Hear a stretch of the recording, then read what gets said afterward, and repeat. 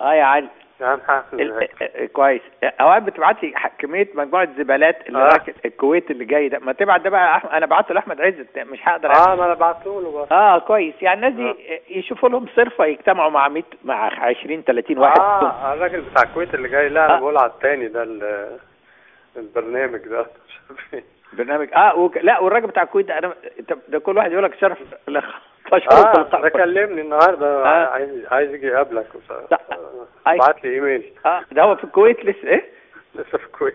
يقابلوه. يعني قصدي يعني قصدي حد يبقى يفهمه ان ما عنديش وقت وغيره ما اقدرش اقابل حد لوحده. ابعت لاحمد عز يرد عليك. ما انا قلت له، بعت لاحمد عز قلت له وات اي دو ذس، حطه في جروب. يعني وعنده بيقول لك بصار وزير اعلام ولا مش عارف اشتغلوا مع it is not physically ان بني ادم واحد.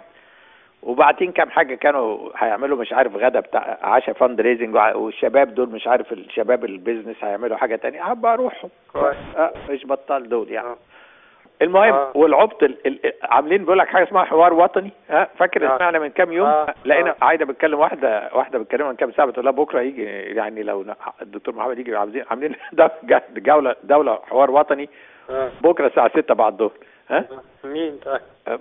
ما نعرفش. فقالت لها والله للاسف عنده مقابله مع وزير خارجيه الهند، كتر خيركم مش هيقدر يجي. فالحمد لله يعني. بعدين اتكلم بعدها اللي اسمه حافظ المرازي ده.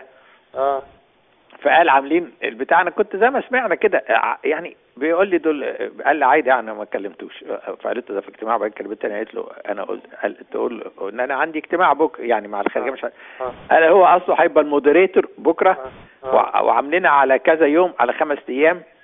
وبكره 20 واحد قال من رموز مصر هيبقوا عشان دي الجلسه يعني تليفايز تو ديسكاس هاو تو كوندكت حوار وطني. فالحمد لله انا طبعا لا يمكن كنت اروح. رموز مصر دي هتلاقي يعني زبالين مصر كومبايند. يعني وتخيل انا قاعد مع واحد من 20 ويحيى جمال بروبلي هو اللي رئيس ما هو قالوا اظن هو اللي فيعني از اوت كومبليتلي يعني. وبعدها قال يعملوا 4 جلسات تانية جايبين يعني خلاص 160 نفر. ده الحوار الوطني. دي ناس وهو نفسه قال لي عايده دول مش عارفين راسهم ورجليها. كلموه امبارح وقالوا له تعالى تبقى انت المودريتور بتاع البتاعه دي. يعني دي ما فيش. لايصين. نعم لايصين كومبليتلي. هو الوقت هتعمل حوارات 160 نفر يا علي. ما هو لازم حاجه. انما يعني العمليه كلها لايصه خالص. ويطلع حاجه على التلفزيون هو ده الحوار الوطني.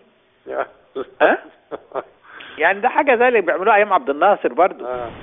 اللي يطلع حاجات على التلفزيون. فاكر ايام ابويا وبتاع وكل واحد يطلع يقول كلمه والسلام عليكم وخلص. هو ده اللي هيصلح البلد.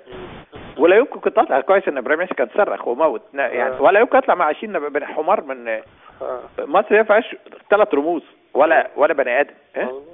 هتلاقي الصباحي وتلاقي ايمن نور. الصباحي وايمن نور عمرو موسى.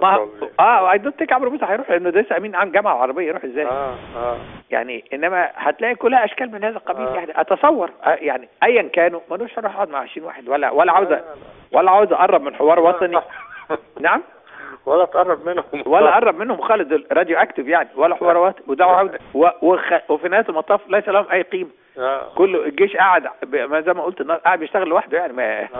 ما فيش حاجه خالص. وبالتالي طبعا خليني انا بشتغل كده لوحدي خالص. مش يعني قصدي الناس دي ما بعيد عنهم يعملوا حوار وطني. يعملوا حوار اي فياسكو الحوار الوطني بتاعهم بوان تويت بعد كده مثلا يعني. او اطلع او في وان تلفزيون انترفيو. بس لا ما يعني اي ورك اندبندنتلي كومبليت. دي ناس وانس دخلت في البتاع الكواك باير اللي هم عاملينه ده بيضحكوا على الناس يعني عادي. صحيح. طيب انت ماشي بكره امتى؟